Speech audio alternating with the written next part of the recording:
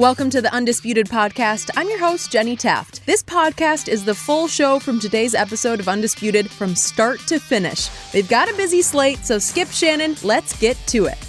Good morning. Welcome to Undisputed. We are live from Los Angeles. I'm Jenny Taft alongside Skip Bayless and Shannon Sharpe. How are you guys doing? I'm doing good. I got what I wanted. My wife Ernestine asked me last night, what are we going to do with all this Diet Mountain Dew? And I said, I guess we're going to have to put in another swimming pool. I won 5 more cases last night thanks to the Memphis Grizzlies. I wasn't just walking in Memphis, I was swimming in Memphis. You should give me, you know what, Skip? You say, you know what? After Goat James played like that, here, I only want 1 case. 1 case? After you saw what Goat did. You kept upping it at the end of Friday's show. How about 2 cases? How about 3? How about 4? How about 5? True, you did. How about 7 or 8? What about Goat? Did he look good last night or what? Can we He's give him an old that? goat. I give you that. Okay, well, all right. We'll get to that, I promise. All the Mountain Dew talk we need. The Cowboys also looked pretty good over the weekend. No, they didn't. Skip's team is headed to the playoffs. They steamrolled the Eagles 51-26 on Saturday night. And after the Rams lost yesterday, Dallas moved up to the 3 seed in the NFC playoffs.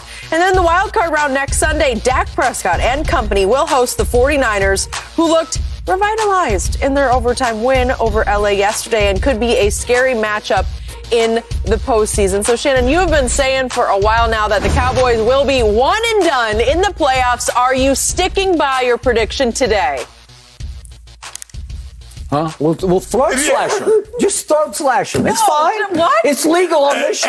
You throat slash him. I guess I'm going to pull a BA. That's what I mean. You're done. Get what out of exactly. here, right? Yes, Skip. Yes, they're done. Now, I will say this. I like what the Cowboys did. I told you I thought they would play at least. You did say that. You were right about that. They would play at least to the half, and they played, late in the third quarter, maybe even the first series of the fourth quarter. Dak played into the fourth quarter. Yeah, exactly. But, Skip, they needed that. And I love what the Cowboys did to an inferior opponent.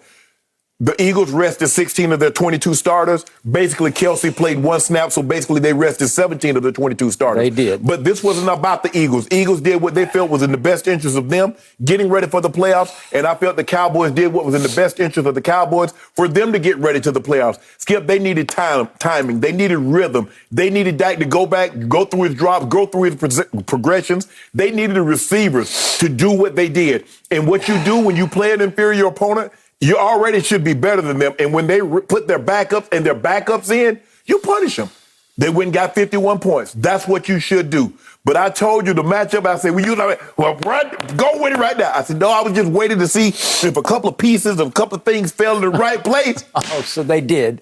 Voila. Yeah, right. Yeah. God dropped them out of the sky to 49ers and said, Shannon, you want the 49ers to go to Dallas? I sure do. Because? That front four. Oof.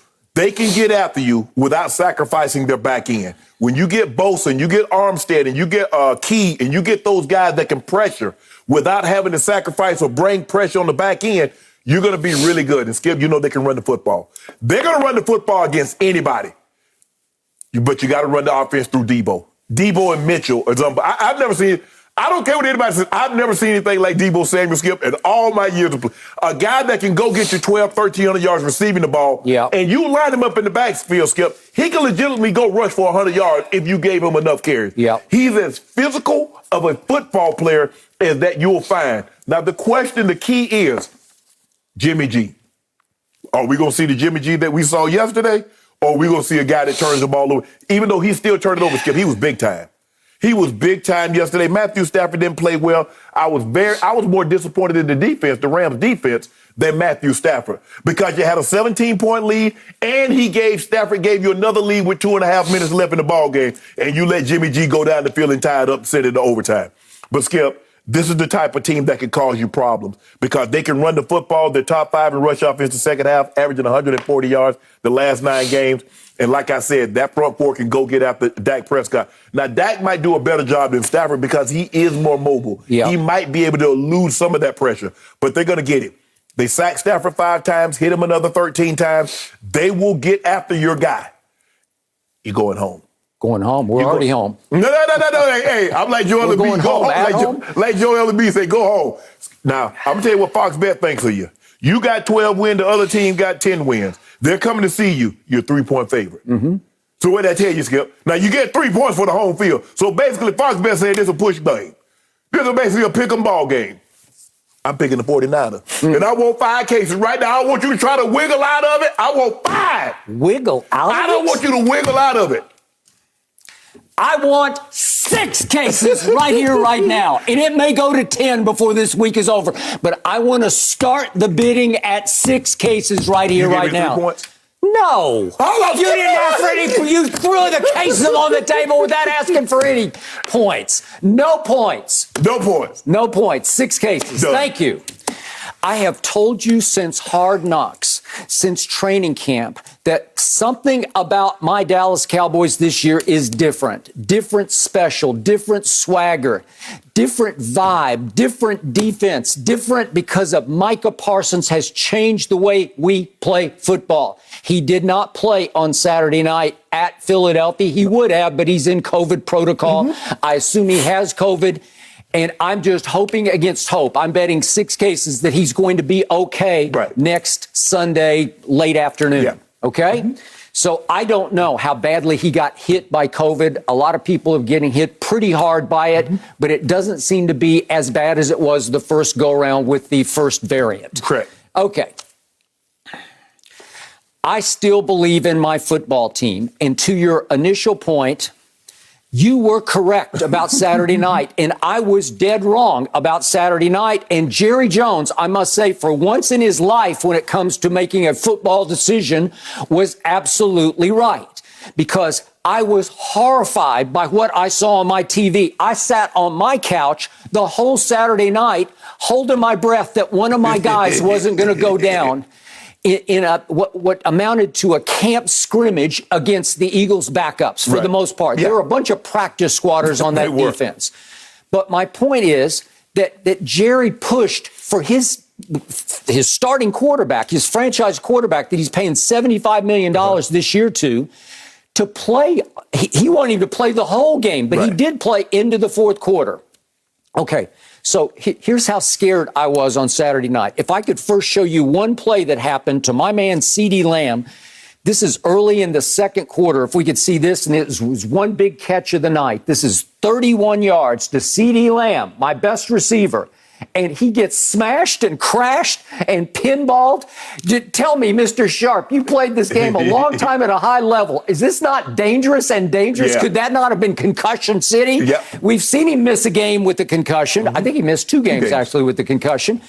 Is that not a potential concussion shot? And when that happened, I just covered my eyes and fell on the floor. And Ernestine said, "What's wrong?" I said, "Jerry Jones is going to wreck my season." And we live to tell. We survived. And not only did we survive, but we thrived, albeit against that mess that was out there for the Philadelphia Eagles.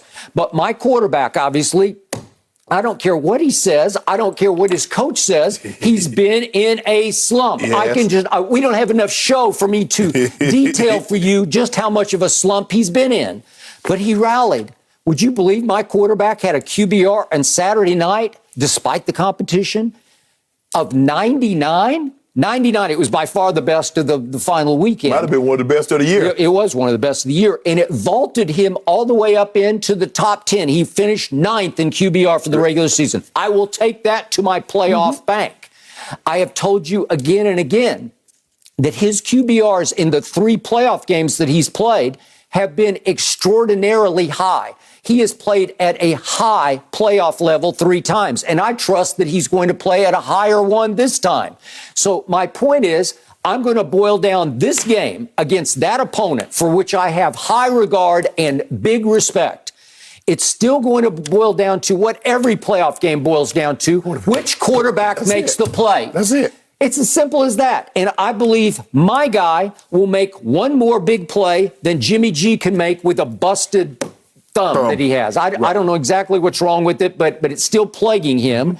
And yet he made a bunch of big-time throws. He made some throws yesterday. All right, but when it looked like they were going in for the kill, as you recall, earlier in the fourth quarter, it was 7:55 left. If we could see the one interception that he made one mistake and he missed Kittle down near the goal line. And this is when I thought they were just going in for the kill. This could have put them up. Oh, we don't have it yet. I'm sorry, we don't have it. But you know which I'm talking about. It's the Jalen Ramsey interception. And he just threw it little high and behind Kittle, and it gets tipped up in the air, and J-Ram makes a really nice play at the goal line. Yes. And it seemed to turn the game in their favor, because here we go. And it just caroms up in the air, and that's a big-time play by a big-time cornerback, obviously. Right. And it looked like it had changed the game at that point, and it's a Jimmy G special. It's why they failed in the fourth quarter of the Super Bowl that they did get to after Jimmy G had been limited to what? He threw 8 passes in the NFC Championship game. Yeah. They just ran it and ran it and ran it and ran it on the Green Bay Packers. Right. Okay, so what do I think Kyle Shanahan is doing as we speak? He and his father, Mike, for whom you played, and you watched Kyle grow up. I did. I think they are both watching film of the Dallas Cowboys defense, licking chops. I think they are thinking, God, we can just run this down their throat. Because what did your now ex-coach of the Denver Broncos say after he went to Jerry World, and he actually won the game 30-0. It wound up 30-16, but they're up 30-0 early in the fourth quarter. Gave you the blueprint. Well, what was the blueprint that day for your Denver Broncos? Well, it was 190 yards rushing the football, right? That was 4.6 per play. So they just ran it and ran it and ran it. And Teddy Bridgewater was pretty good in that game. He threw for 249. A touchdown and no picks. And they totaled 407 yards of offense. And they controlled the clock the whole game because it was absurd what they did. They had the ball for 41 minutes in that game to whatever the rest of the clock. 20 plus. Yeah, it's 19, 41 to 19. Okay, okay, there's the blueprint. Yeah. He's now your ex-coach because after that game, he proceeded to lose 6 of 8, including his final 4. So I guess he only had the blueprint against Dallas. If they could have played Dallas 5 or 6 times this year, maybe he'd still have his job, right? He was good, but that's the thing. You understand how you have to play Dallas. You have to, you have to slow it. They have a very high-powered offense. They got 3 receivers that can, specialists. And I told you, Cedric Wilson will be just fine. He operating out of the slot, Skip. Yeah, you move CeeDee Lamb outside, and since CeeDee Lamb has moved outside, Skip. He hadn't been putting up the numbers that he normally puts up in the slot. But that's okay because if Cedric Wilson's going to give you 2 touchdowns and 100+, you can live with that. Amari Cooper gave you 80+ and a touchdown. You can live with that. But the question is, Skip, are you going to be able to run the football like you did Saturday against backups against the 49ers? Because if you look at it again, your theory held up. When you run it more than you throw it, you have success. When you rush for 100 yards, more times than not, you have success. And when they didn't, Dak was 0-5. Exactly. So are you going to run the ball Sunday to the tune of 32 for 171? Is Dak going to be 21 of 27 for 295 and 5 touchdowns? No turnovers, a clean game? Because if you are, the 49ers are in trouble. But I don't believe that's going to be the case. I believe they can put pressure. They can hit Dak. They can make him uncomfortable. I don't believe you're going to have the success running the football. So at the end of the day, if I'm Kyle Shanahan and both coordinators and head coaches are saying this, I want you to put the ball in the quarterback's hand. I want you to make Dak Prescott beat me. I want you to make Jimmy G beat me. Do not let Deebo Samuel, do not let Mitchell, do not let these guys run the football. Okay. Do not let Zeke, do not let Michael Gallup beat us. I want the quarterbacks to determine the outcome of the ball game. All right. So I remind faithful Dallas Cowboy fans of what happened last year at the end of the year, week 15, December 20th, at Jerry World, who visited Kyle Shanahan and the 49ers. They did not have Jimmy G. They had Nick Mullins, and then they had a little bit of C.J. Beathard. But they still had a vaunted rushing attack. Right. And they ran it that day for 150 yards, which was about 4.2 per carry. And they controlled the clock 35-25. And they had 458 yards to Dallas's grand total of 211, featuring Andy Dalton at quarterback. But 458-211. The final score was Dallas 41, San Francisco 33. Why was that, ladies and gentlemen? Because the 49ers committed 4 turnovers. Yes. Dallas committed none. It was 4-0 in turnovers, 2 lost fumbles, 2 interceptions, one by Anthony Brown and one by Donovan Wilson, the safety, who is now back in the rotation for the Dallas safety. So the point is, they did it with turnovers. What do I have going for me right here, right now? My defense finished first in the NFL in takeaways. That's pretty great. Yep. First in interceptions. That's pretty great. First in the all-important, all-telling stat of turnover differential. We finished plus 14. That was actually tied for first with the Colts, and how the Colts didn't make the playoffs is unfathomable. You know how, but I ain't going to say it. It's wince. I'm wincing. It's Carson Wentz. But the point is, now let's get back to the offense. I just gave you my defense. Right. What do I know about my offense? It just finished first in the NFL in points scored. Is that good? 31.2. It also had 26 different players score touchdowns this year because a bunch of them were on defense and or special teams. Right. 26, that's an NFL record, I might add. But still, points 31.2 ahead of Tampa Bay at 30.1, the GOAT. And first in yards at 407 a game. Tampa Bay was second at 40.6. So my team was 406. I'm sorry, 406 yards. So just a yard short. Yeah. But still, okay. So first in points, first in yards, first in takeaways, tied for first in turnover differential. Third down defense, second to only the Buffalo Bills. That's pretty great, right? Dak finished 9th in QBR. That's pretty good. I would say I just added up defeat for the 49ers. This team is just a little bit better than San Francisco, and it will play better in this playoff game. Being better and then playing better is something entirely different. But Skip, you know this. In a game, in the playoffs, it comes down to a handful of plays, a handful of throws. Which QB makes those throws in those moments? You believe your quarterback will make those throws, not turn the ball over. I'm sure Kyle Shanahan believed that he can put Jimmy G in a situation. Because I'm shocked, Skip. They're down 17. And I'm saying that this game's over. I did too. This game's over. Okay, but what do the 49ers have going for them against the Rams? They just have their number. They just have their number. And you see it. And you know what? I'm here to tell you, as much as I tried to beat my chest about bring on the Arizona Cardinals, I think they have our number. So I would have been pretty scared about that matchup. I don't think the 49ers have the Cowboys number. I just don't. I'm sorry. It's just one of those things against the Rams that is almost inexplicable. But right on schedule, they just fell apart. Yeah. They should have won that game. They didn't win that game. They've lost 6 straight games to their arch rival within the division. Especially if Jimmy G starts. Yeah. And that's the thing. For whatever it is, he feels comfortable because he never seemed to get rattled, Skip. And even on that interception, it should have came back because they hit him in the head. And he was complaining like he hit me in the head. Y'all not gonna call the foul? He got a slap, an open-handed slap. I think the linebacker, Reader, hit him in his head. But Skip, when you can run the ball like the 49ers can run it, so they can control the clock and keep Dak and that high-powered offense off the field.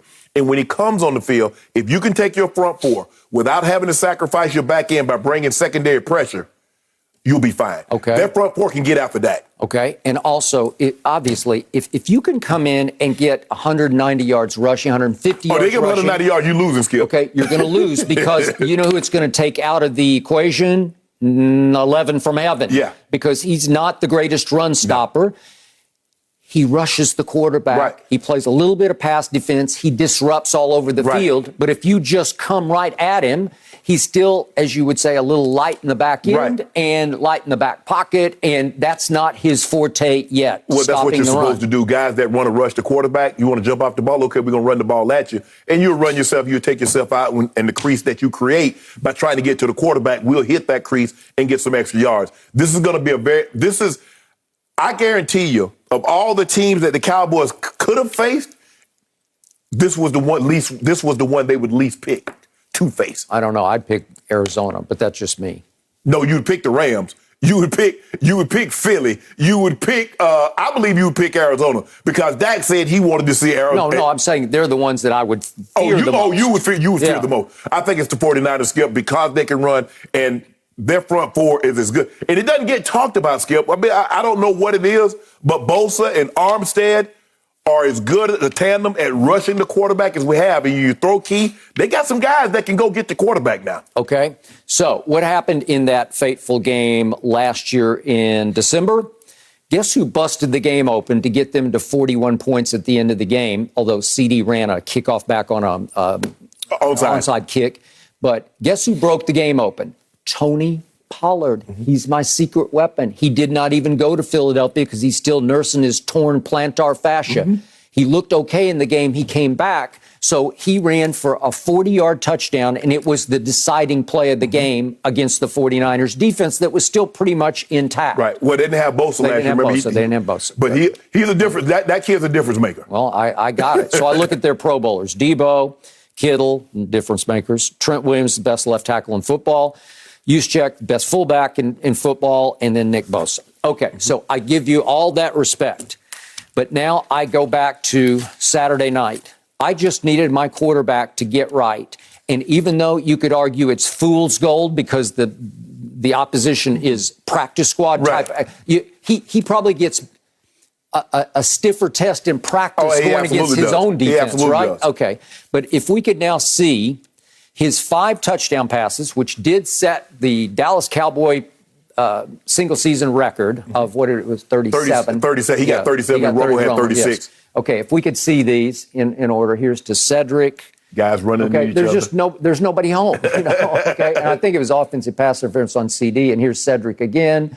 Okay. That was a great scheme. Yeah. Okay. Run 2 underneath and run him to the 7. A little play action to Schultz. They're very good at that. And he's his new security blanket. Blake Jarwin is also back. There's Schultz again. Yep, ran him high the first time, and that's this is early in the fourth quarter, and I'd say Corey Clement, nobody's home. I don't know degree of difficulty. Those are all pretty easy, almost gimme touchdowns, right? Isn't that what you want? That's what you wanted. You just want confidence. Yes, I needed him. Yes. I needed Mike McCarthy to be firing back after the game by saying, I just think it's a hell of a year for a guy that was in a slump. Ha, ha, ha. So he's taking a sarcastic shot back at the media. He's saying of Dak, he's special. He's a special man. He's a tremendous leader. Hopefully he'll get some recognition for how he plays the game on the field, blah, blah, blah, blah. Okay, so here we go. But I like this. I'm okay with this because you can argue that it's just a bunch of pie-in-the-sky phony baloney of what happened in Philadelphia. But I believe they will step on the field against the 49ers with high, renewed confidence. Mike McCarthy's coached this game far too long to understand that regular season is fine, but you get judged by what you do in the playoffs. Well, he should know that. He knows that. Brady, all these 80,000 passing yards and 600 touchdowns, that's fine and good. But what about the playoffs? That's where you make the name. That's where you become iconic. That's where you become immortal. Yep. Is in the playoffs. And so Dak gets an opportunity again. All that 37 touchdown Cowboy record and 5, all these yards, all that's fine and good. Well, now you got a 4-game season. Okay. What you going to do with it? I'll take Dak over Jimmy G any day, any night, any playoff game. I'm taking Kyle Shanahan over Mike McCarthy. Okay. You know what? Neither of those play the game of football. Yeah. But his imprints on it. I want to make it come down to strategy. I want it to come down to situations where Mike McCarthy is going to have to make decisions. I see 51, 30, 51, 25. There's no decisions to be made. Okay. I will take Kellen Moore over Kyle Shanahan. So that's what it boils down to me, because Mike McCarthy didn't call any plays, right? No. Okay, so I am so confident that right here, right now, I will go 7 cases of Diet Mountain Dew if you'd like to. We go at 6 right now. Okay. We're going to see how it plays out, We have all week. Gotcha. Yeah, I ain't on no run. I'll be right here. I'll be right here all week. Content for days. Oh, I cannot wait to see this one play out. No mercy. Since the Buccaneers finally decided to release Antonio Brown, the much-maligned receiver hasn't been holding back one bit. And on a recent podcast, AB called out Tom Brady, accusing the GOAT of being the real GM in Tampa and asking why he was on a prove-it deal if Brady is really his friend. He also said the 7-time Super Bowl champ, quote, can't do bleep by himself.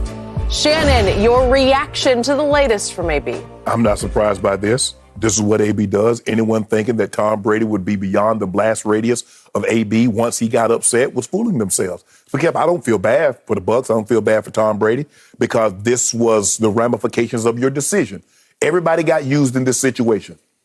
Tom Brady used AB. He wanted the Super Bowl ring. Yep. AB used Tom. He wanted to get back in the league and to show that he could still play. Everybody got used. Everybody got something out of this deal. But to think that AB would behave in any other manner is foolish. He's like, well, if I'm Tom's boy, why am I on a prove-it deal? He never asked himself. He's asking Tom to get him a deal. Why is he on a prove-it deal? Dum-dum, you had 3 years, $50 million with 30 guaranteed in Oakland. And you wanted to be free. Free. I'm free. Remember? All you had to do was be on the roster, start a league year Tuesday, and you get your money. That's true. You couldn't behave. Everybody, I'm looking at the timeline last night. Oh, he couldn't do that for AB, but AB hurt. See, if AB hurt, how can AB get an incentive if he's hurt? Now, y'all say AB's ankle was hurt. So how can he get him incentives if he's hurt? Oh, so he not hurt.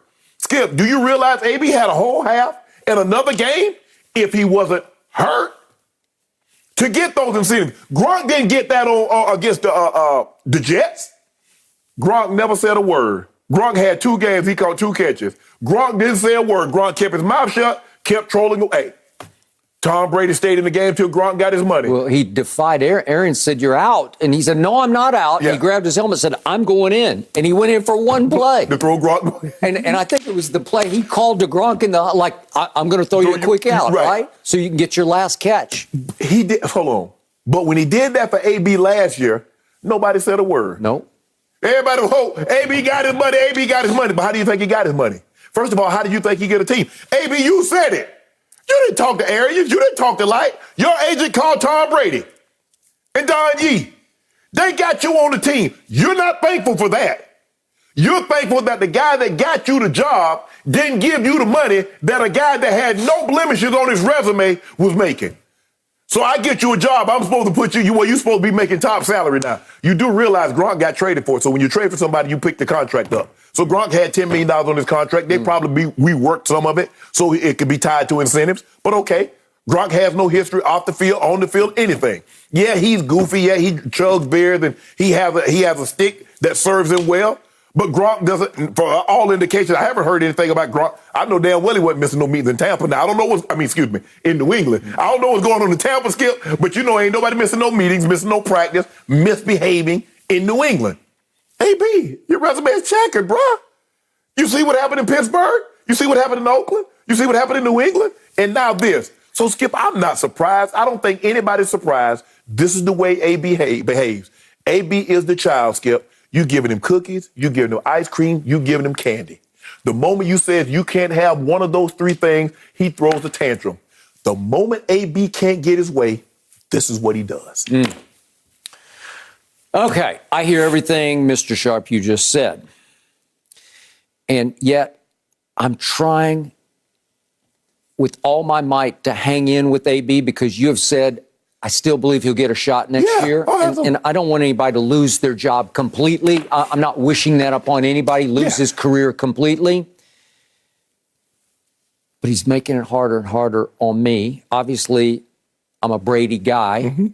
And when you went on attack mode against Tom Brady all day Friday in several interviews that you did, it's just hard for me to hang tough with you because I've had a couple of discussions with AB off camera. It's well before we started the show. Right. It was back on the old show.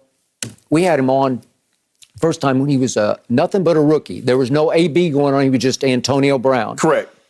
And he was a fun little character. He wore a little pork pie hat on the air, and it was just fun and funny. He wasn't a great quote. He didn't have a lot to say, but he was just entertaining in and of himself. And he had a great smile, and he had kind of a radiance to him because he lit up for the camera because he loves that camera. Then I had another talk with him out here. We were here for the ESPYs, and I ran into him around LA Live, there around the shops and restaurants downtown Los Angeles, and had a, 15-minute chat with him. He can be delightful when he wants to be. When he turns on his charm, he has high charm. Right. Okay. This on Friday was straight delusional. It was so bad that it does make me wonder about his mental stability because he went deeper and deeper into attacking Brady, saying that he's obviously the general manager of the team. And? I'll give you some of that, okay? And then he tries to make the case that if he's really my friend, he wouldn't force me as the GM to play on a prove-it deal. Okay, time out, Mr. AB.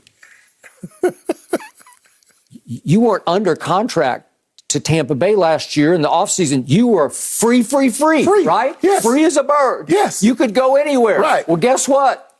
Nobody wanted you, or you would have gone elsewhere because he would have been all about the money. Everybody else had him on a prove-it deal, too, if he was going to go somewhere else. Obviously. And if somebody had offered him an Oakland Raiders deal like he had on the table, he's way gone. Yes. Because he got his ring. Right. Right? Yes. But what else? Why go back? Yes. Well, okay. You're kind of crawling back because you don't have any other options. Thank you. So don't condemn Brady for that. That's just a business decision by the organization saying, hey, remember, he was the last one to come back. Right. Everybody else came Right. back on a little bit of a hometown discount. Correct. Starting with the one guy you thought wouldn't come back, Shaq Barrett. Yeah. It was time. He had earned his money. Right. Right? Yes. Go get your bag elsewhere, because I'm sure he got offered, I don't know this for a fact, but I'm pretty sure he got offered more money. And he said, no, I'm going to run it back. Right. Let's try this. And then slowly but surely, everybody started coming back for below market deals. Right. Is that fair? I think all of them came back for below market deals. Levante David, all of them. Culminating with AB. He was the last one back in the door.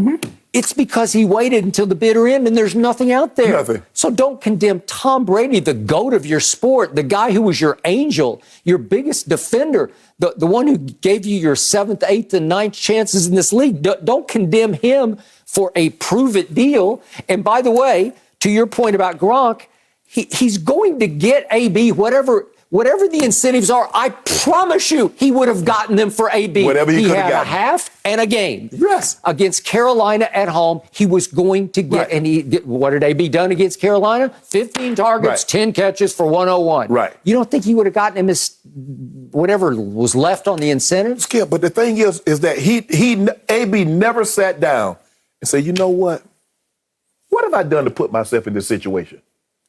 Where's the accountability? Instead of blaming Tom, that was thought enough of me and the cup of coffee that I had in New England, that he wanted to play with me. He did. What did I do something in Pittsburgh that caused them to move on? Did I do anything in Oakland? Did I do anything in New England? What have I done to put myself in this situation? He never dawned on it. It never dawned on him that he put himself in this situation. Tom helped him get a job. He is not thankful that Tom helped him get a job. He's disappointed in Tom that Tom didn't help him get top dollar when nobody else had a job for him. Skip, nobody had a job for him. Tom helped you get in the door. AB can still play. BA, I want him. Remember, BA said at the beginning, first of all, you had too many initials. You got BA, you got TB, you got JPP. Damn, how many initials you need? That's true. And BA said, you know what? Bring him on in. With our culture, with Tom believes in him. Tom put his arm around him. Then he said, well, the guy asked him, said, well, you know, Tom let you stay in his house. Man, I got money. Well, you should have just said, Tom, I appreciate that. I appreciate the invite, bro. But you know what? You got a wife, you got a kid. I know you got space, but you know what? I'm going to stay in the hotel. You could have done that. The man let you in his house, and then you talk about, well, that was just for show. Really, dude? Really? Instead of saying thank you, Tom, I really appreciate it. Then he went into this deep diatribe about don't confuse the issue, because he's saying that me and Tom Brady have something in common with winners. We like winning. We like to compete. He's putting himself in the same conversation with the guy who's won 7 Super Bowls. Right. And AB, again, we talked about it. He had three years in Pittsburgh where you could have made the case he's the best receiver in football. But is he the GOAT? Is he Jerry Rice? Is he Michael Irvin? Okay, he's just not. He said he my friend because I can play football. I'm good at football. And then he took shots at Mike Evans. Who the best over there? We gonna be real about this thing. Who get it popping? They don't get it popping like me. Skip. He talking about, but Tom Brady likes me because I play football. Yes, that's how jobs work. Fox don't cut me a check because they like me. They cut me a check because they owe me, because I done a job for them, dum-dums. Correct. You think people like you? They might give you a job if they like you, but if you don't fulfill your obligation to that job, they're going to let you go, AB. That's how jobs work. It's transactional. You do things for them, they do things for you. And he conveniently omits the fact that last year they went to New Orleans and then went to Green Bay in the postseason with no AB. Yes. And they beat Drew Brees and they beat Aaron Rodgers with no AB. Right. And then help me out. I watched the Super Bowl very carefully last year, and I did not come away from that Super Bowl thinking, boy, they wouldn't have won without AB today. he played a role, but it was a fairly small role. He caught a little touchdown pass. Skip, this is what we know. People will behave a certain way if they think if they think you need them and you don't have other options. We've been in a relationship. Everybody's been in a relationship. As long as you think that person needs you, you'll act a certain way. The moment that you don't think they need you, you'll behave in a manner that's appropriate. The moment he thought Tampa needed him with Chris Godwin going down and Mike Evans having that hamstring, they needed him. See, Skip, last year, Chris Godwin was healthy. Mike Evans was healthy. Gronk was playing out of his mind the last half of the season. He was. So they didn't need him. He was on his best behavior. The moment he thinks he has an advantageous situation, well, I got the money in the relationship. Do what I say or else. Now, this is how he behaves if he thinks he has the upper hand. He had it in Pittsburgh. You see what he did? He had it in Oakland. You see how he behaved? And the moment he thought he could seize some control because Chris Godwin was out. Gronk had caught 2 passes over the last 2 games. He caught 4 passes in 2 games. Oh, Gronk. Mike Evans had missed the game. A BA said he was on a pitch count. This is my opportunity to seize some control, to throw my weight around. They said, hold on, bro. Don't forget now. You on a prove it deal. So you still got to prove it. And nobody is ever going to give him money. And as you mentioned, a week ago, they went to Jason Light and said, well, wait a second, we don't want any more prove-its, we want guarantees. Because you know what they knew? He just caught 10 passes for 101 yards. No, what he was going. Let me tell you what he was going to do. Let me tell you this. He was going to get that guaranteed money, and he was going to shut it down until the playoffs. Maybe. You saw what BA said. Mm-hmm. BA said there's no resting until the playoffs. Yeah. Go read the message. They knew what AB was going to do. AB thought he was slick. AB was going to try to get the $2 million guarantee and say my ankle hurt because, Skip, I got it. Skip, there's a difference between you and I salary workers and someone an hourly worker. They get paid if they show up. You and I, something happens, we going to get our money regardless. See, AB tried to all of a sudden. Yeah, but we show up. Yeah, Skip, you know we show up. We show up, yes. But I'm just saying, Skip, that's why you and I take the vaccine. Yep. That's why you and I got the boosters. Because you and I, we good. But these other people, Skip. I'm going to knock on wood. Thank you. Yeah. Okay, keep going. So AB, Skip, like, let me go get the $2 million guarantee. I set this thing down to the playoff. I know I got the money coming in. I'm straight. But the whole time, he ain't mentioned nothing. All he talking about, Tom, my boy, why I got to play on a prove-it deal. All this, and he doing all this. He ain't mentioned nothing about no ankle. He ain't mentioned nothing about no ankle. Nope. I guarantee you, if they feeding him the ball, if at that point that he got upset, if AB had 12 targets, I guarantee you AB ain't bucking like he doing. I guarantee it. I believe you're right. Which brings me to the all-time most delusional quote I've read in my history of covering sports. This from AB. How I've been handled, how I continue to be handled, how I continue to be slandered, how I continue to be made upon as a bad guy. I know America loves its bad guys, but I'm a great guy. I just won a Super Bowl. I'm an American hero. I persevered through numerous adversities. And then he goes into detail, but the first detail is I took a COVID suspension without evidence or information. What? It's like delusion upon delusion to the point it's a Saturday Night Live routine. Yes. It's comical now. Right. You're an American hero? We don't have time to list this man's off-the-field track record. A lot of what has transpired in his life is self-inflicted. He brought this upon himself, especially, I don't know about his childhood. I know he was born in Miami and all that other stuff. So I'm going to take that aside because there are a lot of guys that's playing in the NFL that had rough childhoods, had rough upbringing, have gone through a lot worse things than Antonio Brown and Shannon Sharpe. So I'm going to set that aside. Okay. I'm just going to deal with the field. Remember, there's Lamar and there's Hollywood Brown, and we can go back to Chad Johnson. Keep going. Yeah. I'm just going to take on the field. Yeah. Everything that's happened to AB on the field is self-inflicted. Everything. The way he's behaved, the manner in which he's behaved, he just doesn't get it, Skip. Still to this day, even in that thing, at no point in time did he say he did wrong. And even, we're going to talk about his attorney and the letter that he sent. Well, this is all about AB not showing up for a doctor's appointment. Wow. Something else AB missed, huh, Skip? If it ain't practice, if it's not meetings, it's doctor's appointments. At some point in time, you've got to walk by a mirror. Everybody got at least one mirror in their home. You walk by and you're like, man, damn, that ain't Tom's fault. It ain't BA's fault. It's not Gronk's fault. Bruh, he never asked himself, Skip. I had a stretch where I caught 6 straight years.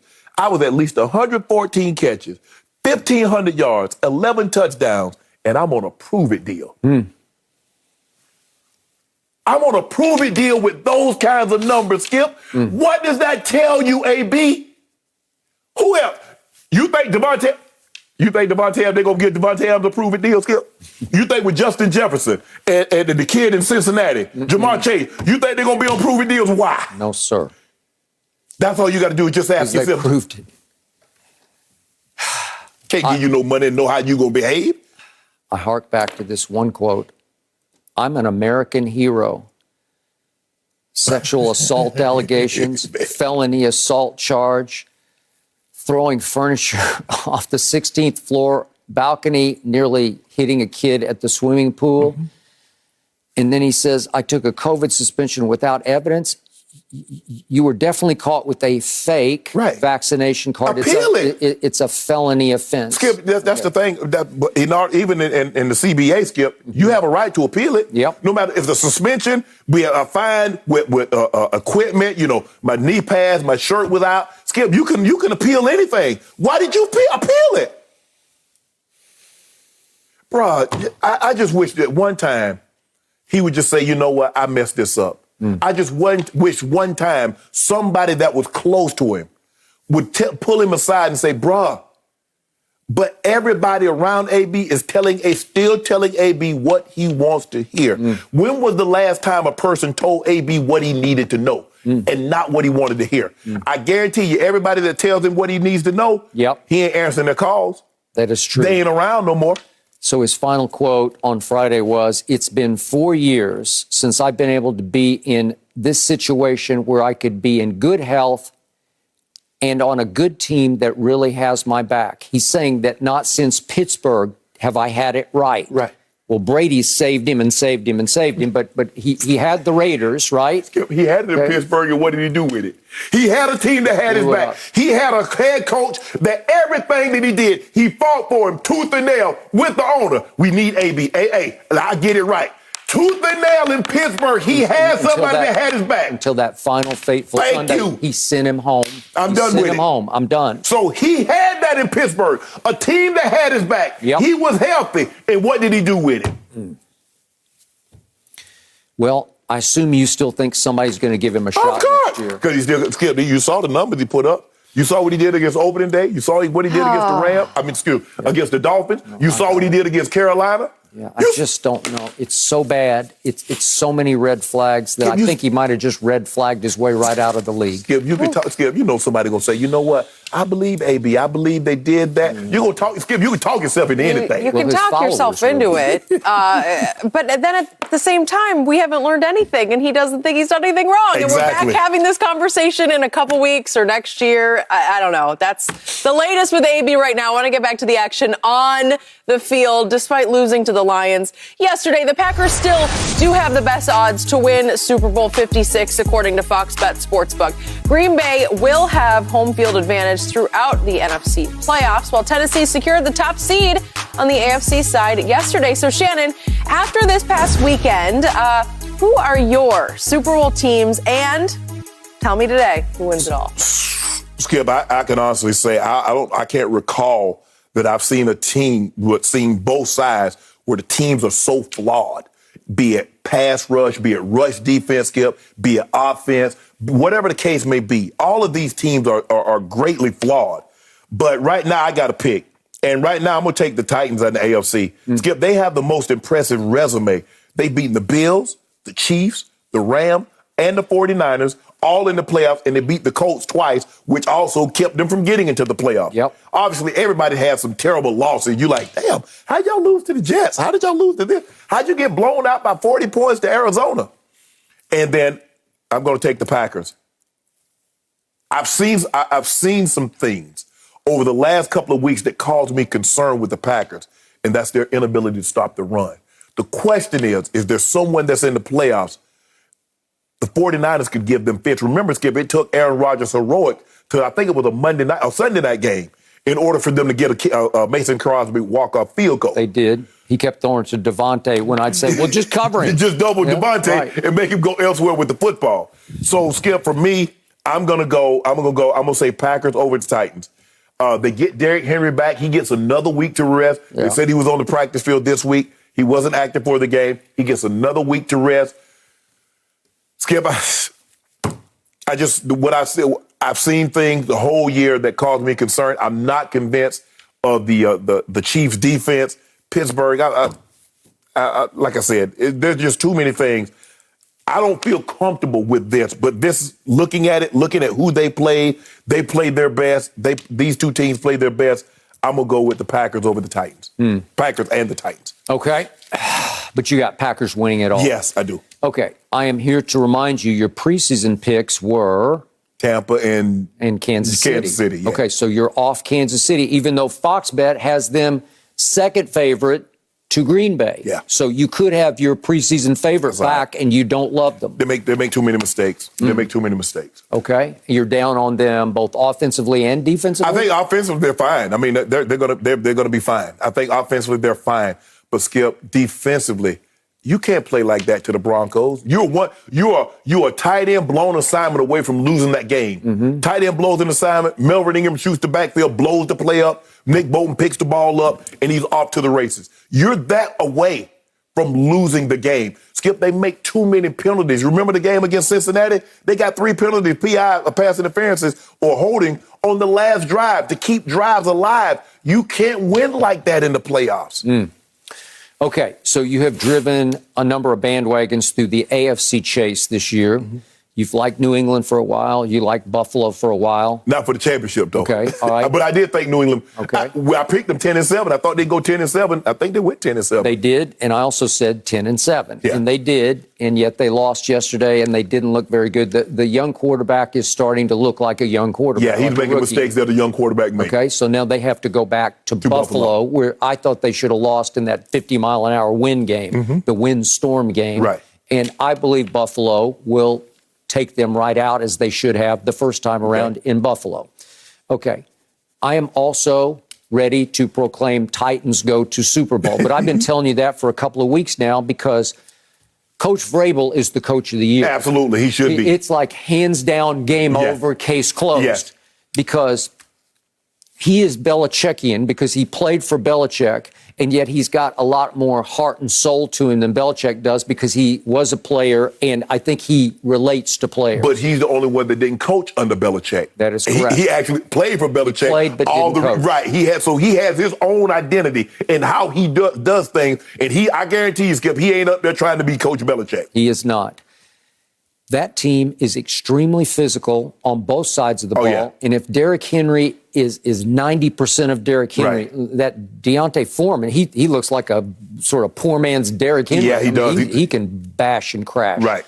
Okay, so I don't see anybody beating them in Nashville. I just don't. So I think they got 2 games at home to get to the Super Bowl, and I believe they're going to get there. And considering, Skip, they played half the season without Derrick Henry. Julio Jones been in and out of the lineup. It looks like he's back. A.J. Brown has been in and out of the lineup. He's been nicked all year, and somehow he kept this thing rolling. Okay, so I do not love and never have loved that quarterback, Ryan Tannehill, who used to be a receiver at Texas A&M, and sometimes he plays quarterback like he's still a receiver. He does. But the point is, he's played better than I thought he could. And I believe he can do just enough with Vrabel sort of overseeing him and sort of managing his game and emotions that he can be at least a Trent Dilfer once upon a time. You won a Super Bowl. And I'm not saying they have Baltimore's defense, but they have a good one. Yeah, they do. They do. It's solid because it's experienced and it's physical. Yeah, Bud Dupree and Harold Landry, Bayard in the back end. They got guys that can make plays. They do. All right, so this brings me to my picks. I picked Cleveland and Tampa before the year with Tampa over Cleveland. Right. And my quarterback, Baker Mayfield, got hurt, and we've gone round and round about that. But I believe that's what derailed the Cleveland Browns this year, because on paper, I still loved everything that they had. They suffered a lot of injuries on defense, but I believe the injury gods dictated no Cleveland Browns, because obviously they didn't even make the playoffs. But I did pick Tampa to win it all, and I'm still picking Tampa to win it all because I'm here to tell you they're still the best team. And they still have, to me, the best quarterback. We're going to talk about MVP in a little bit. But even if Brady doesn't win it, I can make a case that will drive him once again through the playoffs to say, watch this. All he needs is the slightest slight, and he'll go Jordan-esque on you. Okay, watch what I do to you then. You believe Tampa goes back to Lambeau and do what they did last year? They're going to almost certainly have to, unless you tell me that the Rams are going to go to Lambeau, where they stunk it up the last time they went there, but Aaron Donald had cracked ribs and Goff had the surgical but they played him in the regular season this year there, and they lost. Green Bay beat them. All right. Okay. So do I trust the Rams? I do not. So I believe that Thomas Edward Patrick Brady Jr. will go back and beat Aaron Rodgers, who's now 1-4 in NFC Championship games, will beat them on the frozen tundra at Lambeau once again, because he has Aaron Rodgers' number.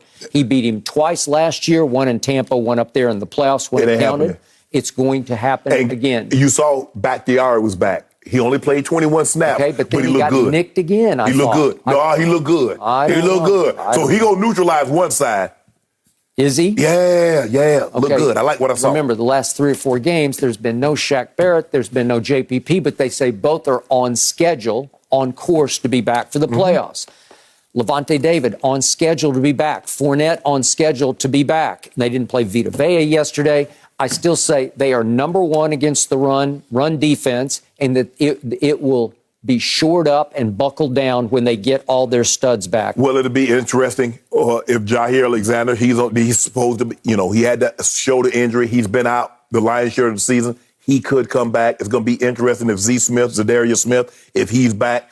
The question, Skip, the thing is that they've been getting run on. The thing that concerns me about Tampa ain't running the football. It's all about Brady in that passing game.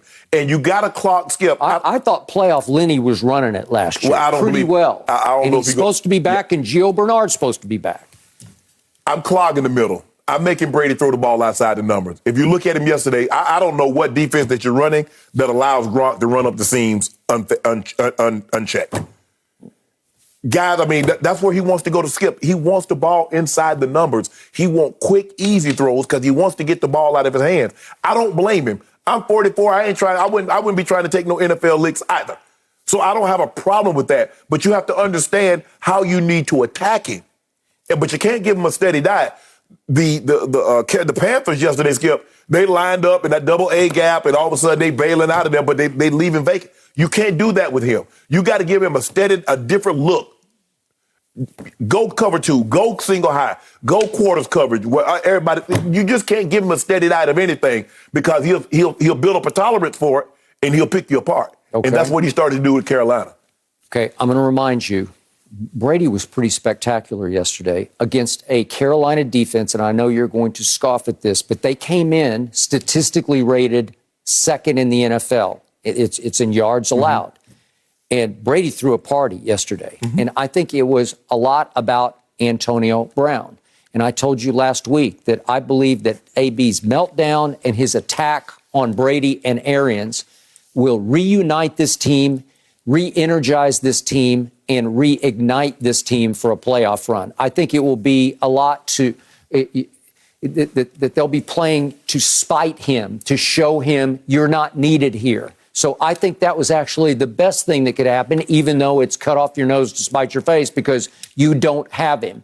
But he was able to go yesterday to a Perriman occasionally or to Tyler Johnson occasionally. Right. They even, would you believe they got little Scotty Miller involved late in the game on some reverses, and he got 2 of them, and one he broke for a 40-yard touchdown. He did. And did you see who ran all the way to the end zone to congratulate him?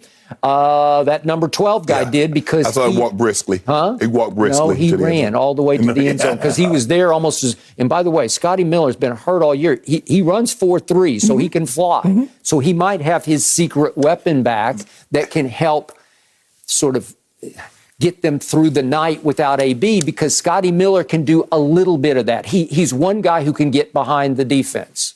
But you will admit Sam Darnold played bad yesterday, right? Okay, well, I told you before the draft, I'm not a fan. I don't like him, and I believe he's not going to make it in this league as anything but a backup. Yeah. Okay? So you loved him. I didn't. I love Baker. Well, Skip, look, I only had 2 girls to pick from. Okay. I mean, damn, I got to take one of them. Okay, well, obviously, if we had either of us had any idea what Lamar was going to do, maybe we go in that direction. Or even Josh Allen, Skip. Okay.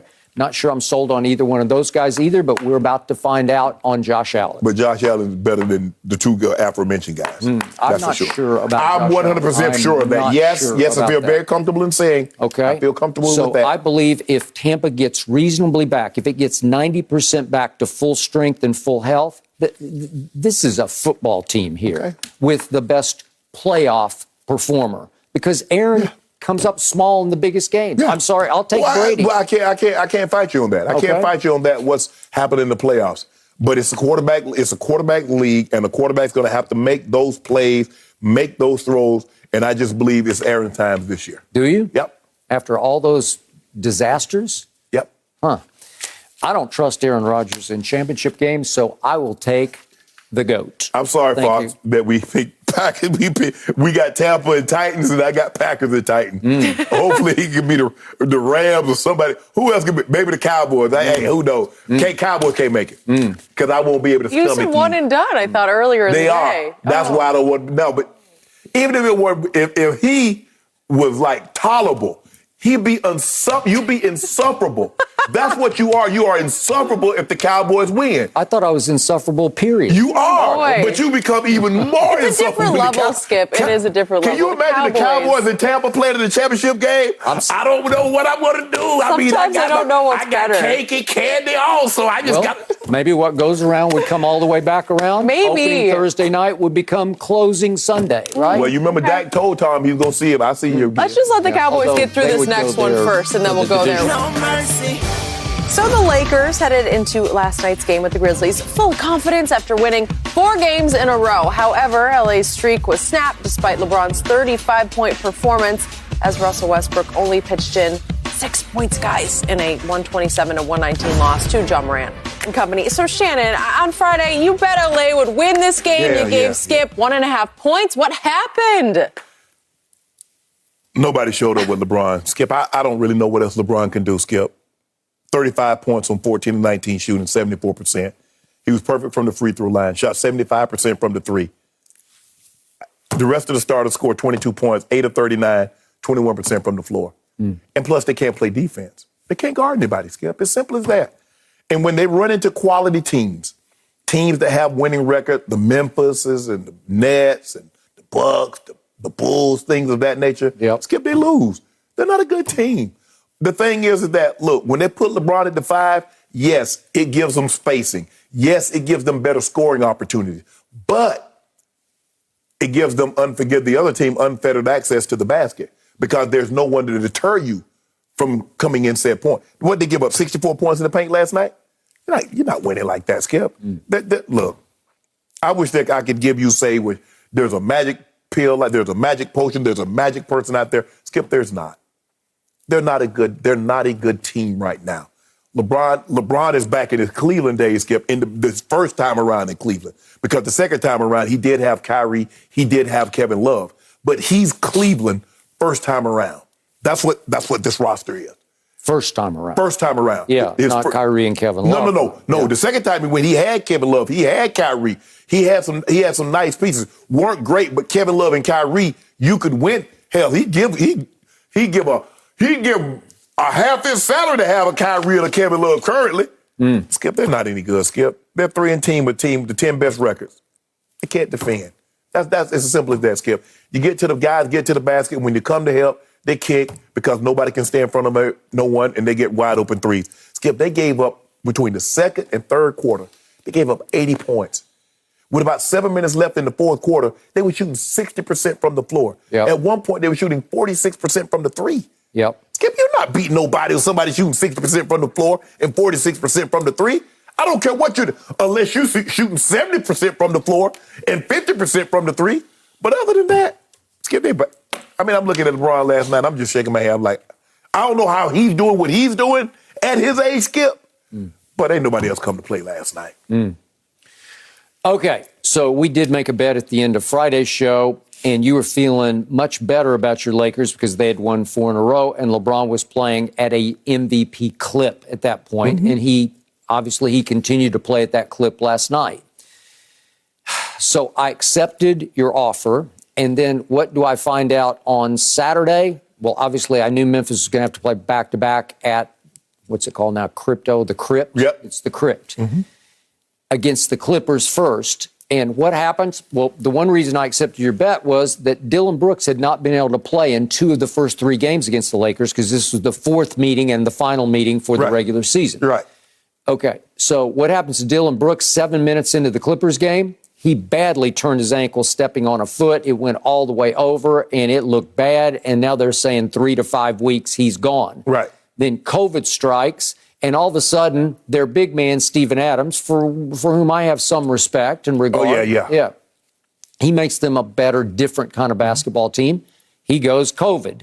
And Taylor Jenkins, their fine young coach, goes COVID. So all of a sudden, I tweeted before the game, I got snookered that you got me, okay? Because I thought, man, the way the Lakers are playing, if you take Dillon Brooks out of there again, that as great as Ja is and as great as Desmond Bane is, I don't know. Because it seemed like the Lakers just had more firepower. And then this happened. So LeBron gets off to a good start, but it couldn't last because nobody went with him. So it reminded me of the quote that we reacted to, which was uttered the first week of the show, or actually it was at the Super Bowl our first year. We had just started in our first football season together. LeBron declared the second Cleveland team top heavy as you know what, as bleep. And yet top heavy was with Kyrie and Kevin Love, and he was actually taking what I thought was an unwarranted shot or like an ill-advised shot at the whole rest of the roster. Well, last night, they were weirdly top heavy with only the guy in year 19, right? So if that guy who just turned 37 is all you got at the top, you're going to have no chance against a Memphis without Dillon Brooks and Steven Adams. Right. Because at least it allowed the Lakers to go small so LeBron could play the 5, which had been very successful for them. But all of a sudden, nobody comes along. And to your point, it starts with Russell Westbrook, who it was LeBron's idea. I need him to be my co-star. In a game like last night, you at least need him to be your second star, right? Well, look what he didn't do. He's 2 of 12, 0 of 1 from 3, didn't turn it over at a high rate because he had no turnover. So it wasn't even a turnover game. It was just that LeBron had no help. So look at plus minus. LeBron is by far the worst. He's a minus 30 for the game, worst on obviously both teams. But it's because he's out there toiling away, putting up, as you said, 14 and 19. He makes 14 and 19, 3 of 4 from 3. That's crazy. I know, makes all his free throws, still scores 35, has 9 and 7. And he's doing what you asked him to do. You say, drive the ball, LeBron. Yeah, he was. He's driving the ball. He was great. Shooting the 3 ball, Skip. He's been great shooting the 3. I mean, Skip, what else can he do? Okay. He can play defense, which he can't do right now. No. Okay. Well, none of them can play defense. Okay. But at least LeBron can say, you know what, guys, I'm in year 19. Guys, when I was in year 8, when I was in year 10, I was in year 11, guys, I can sit in the chair. Oh, could he? No doubt. But here's the thing, is that for the most part, you're asking guys that's never played defense to play defense later in their years. Carmelo was never a defender, Skip. How you going to ask him? He's 6 months older than LeBron. Russ has never been a defender. Nope. He can't. That's not what Monk's forte is. That's not what Dwight Howard was really your only defender, and he came in last. I do like Avery Bradley, Yeah. but he gives you a 2 for 10 last night. Right. So he's hurting you on offense while trying to help a little on defense. Right. He did a great job. They did a better job of controlling Ja, but it was a skip. They got 6 guys in double figures. You got Kyle Anderson had 14, Jared Jackson had 21, Bain 23, Ja had 16, and then you get 2 guys off the bench with 12 and 14. Okay, so what did I see in the quarters you talked about, the second and third quarters? I saw Memphis win those 2 quarters 80-56. Yeah. And I saw a Memphis team that was simply quicker and faster and younger on offense versus your defense. Right. They got whatever they wanted, whenever they wanted. Whatever. And it was sweet ball movement. It's sort of Kyle Anderson playing point forward or whatever. He just sort of initiates things. And all of a sudden the ball gets kicked, little bounce pass, layup. They're just getting layups. And after a while I said, this is an embarrassment, because with 2 minutes left in the third quarter, you were down 29 at home to a team without Dylan Brooks or Steven Adams. Yeah. That is horrendously, dangerously bad. That's the worst sign I've seen all year for a team that you have been on the fence about whether they can even make the playoffs. Skip, in the second quarter, Malik Monk was 0 of 4. Avery Bradley was 1 of 4. Russ was 1 of 3. Carmelo was 1 of 3. Austin Reeves was 1 of 2. So they were 9 of 24, and LeBron made 4 shots. And the rest of the guys that participated only made 5 shots. Okay. And there were a number of times last night when there'd be a turnover or a bad miss, and LeBron would just give it up and he wouldn't even run back on defense. No. Okay? And as you said, well, you got to pace yourself because you're all you got on offense, Right. so he's got to sort of conserve some of his energy for offense. Because Skip, you see what happens. The moment he goes out of the game, however he left it, if they were down by 10, when he comes back on the court, they're going to be down 18-20. Okay, and I know you don't want to hear this, but the damnedest thing happened in the fourth quarter.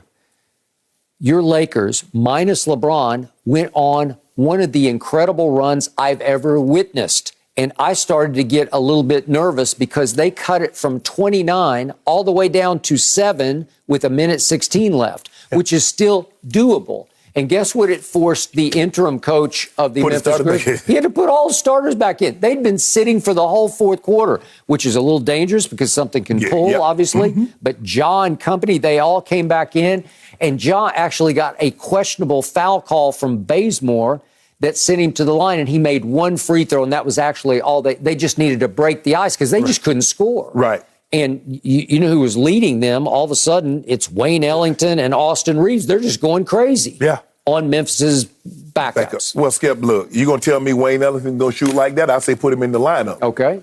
But I didn't really look at it. Even though I saw that they got it down to, like you said, 7 from 26. I was like, it's over. Okay, there was only one player who could match Memphis's quickness and youthful energy, and it was Austin Reeves. That kid is a player, undrafted. He can play. Just flat out play because he plays so hard and he plays smart. And he's not a great shooter, but he can just make shots around the basket, right? And he ignited this charge.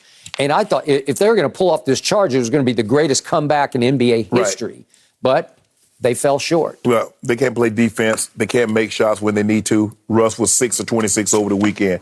He only had 3 turnovers in 3 games, but they were 0-2 in the last 3 games.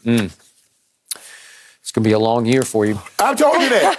I've been told you that. We already knew that. I'm resigned to that fact. I got, hey, I just got to take it. No mercy. All right, guys, Wednesday night, the Big East goes back-to-back on FS1 as 19th-ranked Villanova takes on 22nd-ranked Xavier. Then St. John's faces UConn. Catch this huge doubleheader action starting Wednesday at 6 Eastern on FS1 and the Fox Sports app. So let's get to this game. The Rams blew a 17-point lead and eventually fell to the 49ers in overtime at 27-24. Matthew Stafford tried to find Odell Beckham Jr. a few times on LA's final drive, the last of which was picked off to seal the outcome. And after the game, the QB admitted he, quote, just left it short. So, Shannon, did you like the strategy of going to Odell on 3 plays in the final drive? I don't have a problem with it. Hell, if anything, he should have went more to him in regulation, Skip. The problem is that Stafford has been off target. He's got Odell for this is what you want, Skip. You get a situation, I got a 9 route. The guy's playing off coverage. and I get a chance to get a free release. I get outside, boom. Now I'm digging. Because I know Matthew Stafford got the kind of arm. When I'm playing with a Mahomes or I'm playing with a guy that got a big arm, I'm digging. He let me free release. I know this ball going to drop 42-4. Your boy go walk this thing off, Skip. And here I am digging. I'm like, oh, no, okay. I'm digging. And next thing you know, the ball like just falls out of the sky. I'm like, Matthew Stafford, you're better than this. Is he? I don't know. Because the thing is that we make excuses and that we try to put this on Odell. But that dude had Megatron for like 7 years. 7. You got to at least win. Megatron is what? Most people have him at least a top 5, top 6, 7 wide receiver of all time. Yep. Guy 6'4", ran 4.3 at 240. And Skip, look, on one throw he had to Odell. Either Odell was too deep and Cup was too, because he threw the like a flat route and they ran like double outs short. It seemed like it's supposed to be a flat stick. I'm going to interrupt you. Could we see that? That's the first play of offensive play of overtime, right? Yes. I don't know what's going on here, but I'm not sure that Odell didn't run the wrong route, because I think this is intended for Cup. I think. Why are they both over there? I don't know. But Skip, if you remember, this is the tape of that's the next throw to Odell, and here's the last throw. Okay. Skip, all they got to do is just drive it. Skip, over there, about to run. Yep. And he's being covered by a rookie 7th-round draft choice, I believe. No, I'm sorry, it's 3rd-round draft choice out of Michigan. I'm thinking of the other kid. The play that the guy that Odell dropped, that's the same play that they ran last week against Baltimore, and the guy picked it for a pick 6. Yep. He was in between. And he went shallow, went to the inside guy, and he should have went to the outside guy. But for whatever reason, Stafford hasn't played well the last 3 weeks.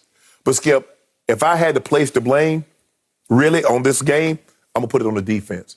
Skip, I got Aaron Donald, who's a top 5 defensive player all time. I got Jalen Ramsey, who's going to go into the Pro Bowl, who's going to be a first-team All-Pro. I got Von Miller, who was a Super Bowl MVP. I got Leonard Floyd, who was a top 10 pick and went to the Pro Bowl last year. Skip, I give you a 17-point lead. I give you a 14-point lead at the half. I give you a 7-point lead with 2.5 minutes. Skip, you got to close the door. You got to shut the door on that. And they didn't do it. Yeah, Stafford played bad. Stafford has played bad. But Skip, when I got those 4 dudes over there, that should be enough. I don't care what else I got. That should be enough. That's unacceptable that they allowed that to happen on their watch. Yes, Matthew Stafford will stink. He stunk yesterday. He's been stinking it up. They dodged the bullet last week when they beat the Ravens, Skip. They dodged a real bullet. They did. You can't play like this. This is not how you want to go into the playoffs, playing like this. Odell is just fine, but you got to give him something that he could work with. And yesterday, they didn't give him what I thought he could work with.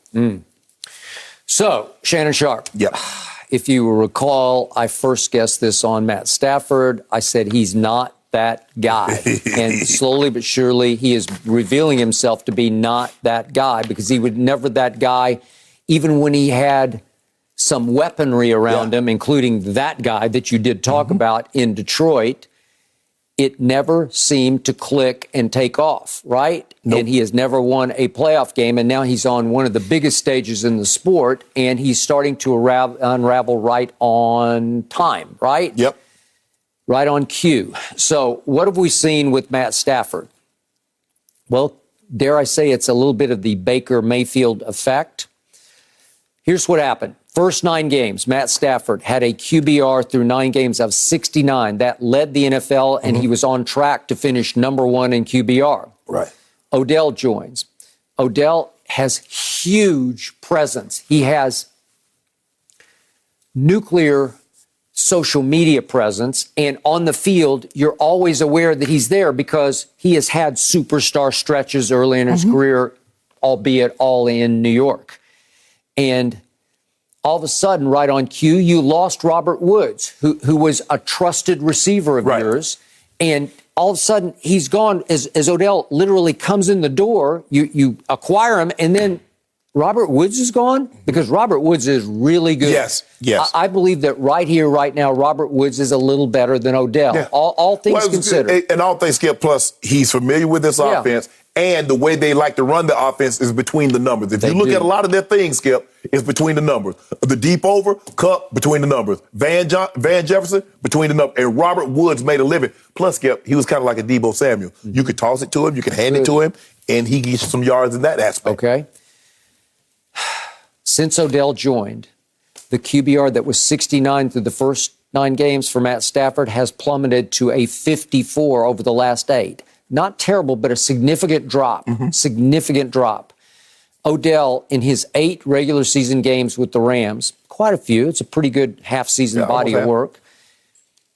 He's now averaging 3.4 catches a game for 38 yards a game. Well, that's just paltry considering the magnitude of his social media presence and what most people see him as a superstar receiver. So in 8 games, he averaged only barely over 3 catches a game for 38 yards a game. Well, Skip, and yesterday, obviously, it was 2 for 18 in the...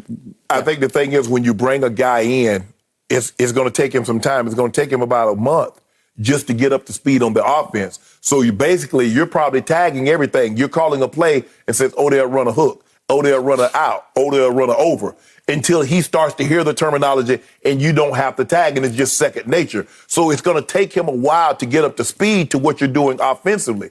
I don't think Odell is a problem. I think they should give Odell more opportunity. I understand Cooper Kupp just had a historic season. He won the Triple Crown. There's only been 4 Triple Crown winners: yards, catches, and touchdowns. He did that. He did. And by the way, all the big throws yesterday, the key throws went to Cooper Kupp. He made them. Skip, I get it. Skip, the chemistry that he has with Kupp, for a guy that and Stafford just got there. Normally, that's Aaron Rodgers, Devontae, but they've been there for years. That's Joe Burrow to Jamar Chase, but they played together in college. They did. And so they have familiarity. That's Mahomes to Kelsey. It's when you play with somebody for an extended period of time. But to come in and just pick up with that, it's unbelievable, the relationship that they have. And why wouldn't you? Because every contested catch, Skip, he made it yesterday. Well, how he made that catch over the top, I still don't know how he did it, Skip. I don't know how he gets over the top, but he does. He has like misleading sort of quickness. He has some gear to him. He's faster than you think. You underestimate him, Skip. You underestimate him, and he gets barely enough open. And they do have like a breakfast club relationship where they have breakfast every morning, and I think they throw and catch a lot after practice. Right. And that's the one guy he trusts. Right.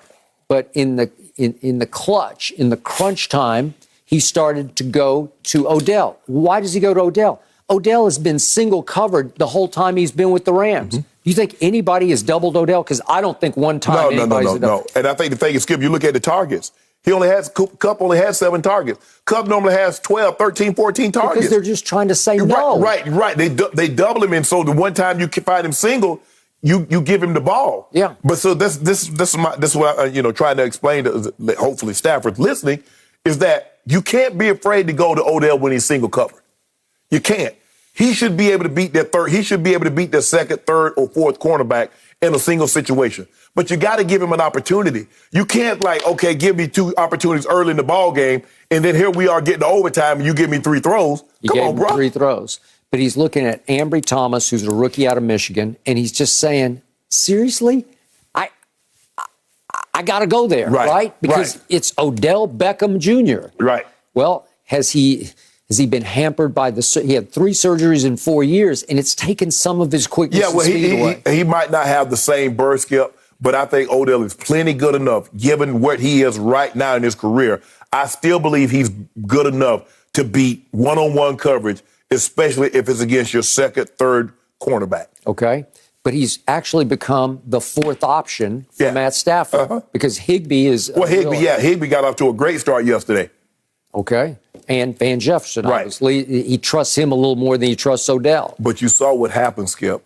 Once they started dialing up the pressure and they started touching him, it's kind of like a boxer. Oh, this is my plan. This is what we're going to do. Then all of a sudden you start getting touched. They started touching him. And you see all of a sudden he wasn't keeping his eyes down the field. He was just trying to protect himself. And then they rolled him over, and it looked like he turned his ankle underneath the pile, and he was struggling down the stretch. I just think the lights are going to be too bright for him. And I'm going to say this again. You better hope so. I know so. I'm going to say once again, I believe that I would trust Jared Goff more in a playoff game, more than I would Matt Stafford. Well, I was Jared Goff got them to a Super Bowl and played okay in the Super Bowl. Well, I know who's not going to the Super Bowl. Who? I know somebody's season ended on Sunday. Who? About 3:30. Really? About 3:30 on Sunday. Really? I ain't calling no team no name, but you're going home. Really? Well, now you're changing the subject off. Don't you worry about this here. They're going to take care of the Cardinals. Are they? They're going to take care of the Cardinals. Really? You want some of that? Well, I just might, because the Cardinals took care of them and then some the last time they visited. No. But what did they do last time they saw the Cardinals? You remember what they did out there? That's not in the equation. We dodged that, right? You better be glad you done. The Rams will take care of business on Sunday. You really think so? Yeah. I might have a little something on old Kyler. Really? Kyler normally only plays well when he goes back to Dallas. And lately he ain't been doing what he's supposed to be doing. That is true. No mercy. The Cowboys steamrolled the Eagles 51-26 on Saturday night. And after the Rams lost yesterday, Dallas moved up to the 3 seed in the NFC playoffs. Dak Prescott threw for a career-high 5 touchdowns, and the offense took advantage of playing against the Eagles' backups to get into a rhythm before the playoffs. So yes, these were backups. But Shannon, scale of 1 to 10, how much confidence do you think Dak regained with the win Saturday night? Probably 7 to 8. Skip, it was good for him to have success going into the playoffs. Never thrown 5 touchdowns in a game. It's not Dak's job to say, okay, Eagles, that guy shouldn't be out here. He's not any good. My job is to go out there and execute, and that's what he did. It's just like the same thing, Skip. If he goes out there and he struggles against these backups, he's not going to have the same level of confidence that he had he done what he did. So since he did go out there and play extremely well, 21 of 27, if I'm not mistaken, 5 touchdowns, you said it was a 99 QBR. He had, 151 passer rating, which might be one of the highest passer ratings of his entire career. And that's what you want to have happen, Skip. I remember, having good games, and I didn't think, man, that guy wasn't any good. Hey, I'm punishing him. He's out there. He's trying to stop me. He didn't do a good job today. I feel real good going into the next game. Felt really good if I was going into a playoff game. It's kind of like skipping 93. Obviously, we were the last team, Skip, to lose a regulation. 93, we lost a 17-point lead to the Raiders. Ended up losing, having to go back out there and play them, and they beat us in the wild card game. Kind of what happened with the Rams last night. But anyway, after I had that game, I was like, y'all never gonna be able to do anything with me again. And I went back out there the following week, went 13 for $156. Dak feels comfortable now, Skip. Because I don't care what he says. I don't care what Jerry Jones says. I don't care what Mike McCarthy said. Look at the numbers. Look at the wins, losses. The win losses say you've been doing this. Yeah. It doesn't say you've been doing this. It doesn't say you've been doing this. It says you've been doing this. And it says that against Arizona, you played your worst game of the year, especially for the first 3 quarters. And it's with so much on the line. Yep. Because you still was in line, Skip, to get the number 1 seed. You lose that, so now you win that game, you win. Guess what, Skip? You're number 1 seed. You've been number 1 seed. Okay. But you're not. But we're not. But I'm saying, though, Skip, I believe it gave him confidence. I'm going to say it gave him a 7 or 8 because he knows that, you know what? Okay, I got my swagger back now.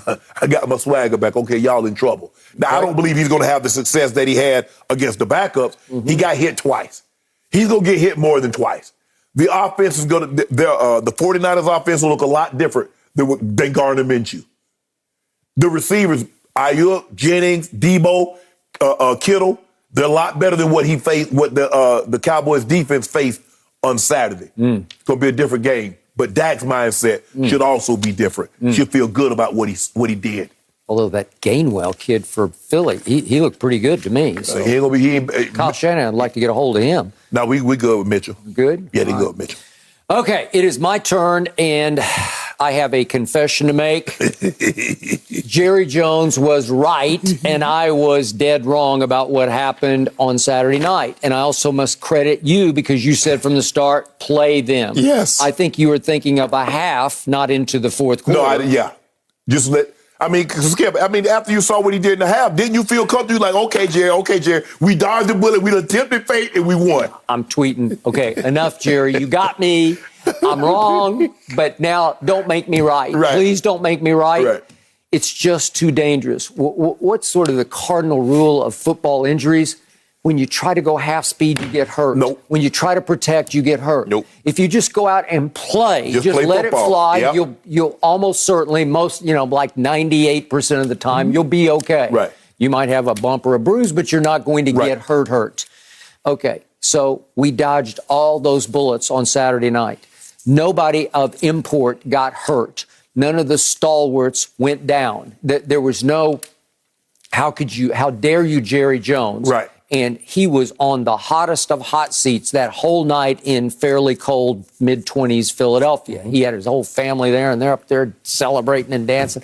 I'm saying that this is fool's gold because these are practice squatters you're playing against. Some of them are backup to the backups. They are. But now back to my quarterback. He's been under fire. He knows that the world is saying, you make $75 million now. You got to earn it. You got to live up to it. You've got to play like you're worth that kind of money. And he needed this game. And I put quotes around game, but he needed it. I told you earlier in the show, I think he has harder time in practice against going scrimmaging against the Dallas defense. But on a scale of rebuilt, regained confidence, 1 to 10, I'm going to go all the way to a 9. Okay. And yet, you want to talk about some of the cheapest touchdown passes you'll ever get? Yes, he caught and eclipsed Tony Romo for the most touchdown passes in any Cowboys season ever. But he did it with 5 of the cheapest you will ever see. If we got it wide open. Yeah, there we go again. That's 2. Okay, there's 2. Cedric Wilson. Okay. That's pretty 3. cheap. Yeah, that's okay. Here we go, Dalton Schultz again. Get open, Dalton. He loves Dalton Schultz. That's his new security blanket. And finally, that's the record breaker to Clement, who by the way, is pretty good. Right. He sort of has emerged as an ex-Eagle. Remember in the Super Bowl? He caught the play, Skip. He caught the one out of the backfield and gave the lead. Well, he did, and he also on the Philly special, they call it Philly. Mm-hmm. He initiated it. Yep. He took the snap first, and then you know the rest of the story.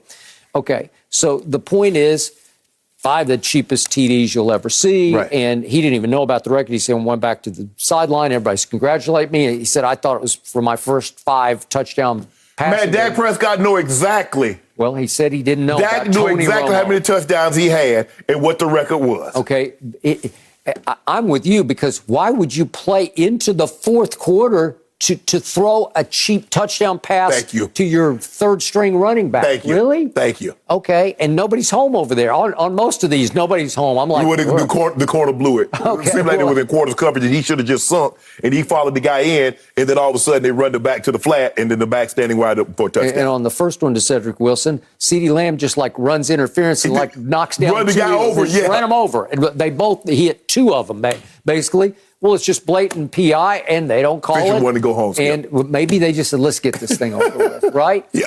And yet, Cedric Wilson reemerged as a very capable slot target. In fact, he's pretty good. Yes. You know what? I can make the case that he's more valuable in this attack than Michael Gallup was. Yes, Even though absolutely. Michael Gallup can get deep and he's got stud potential.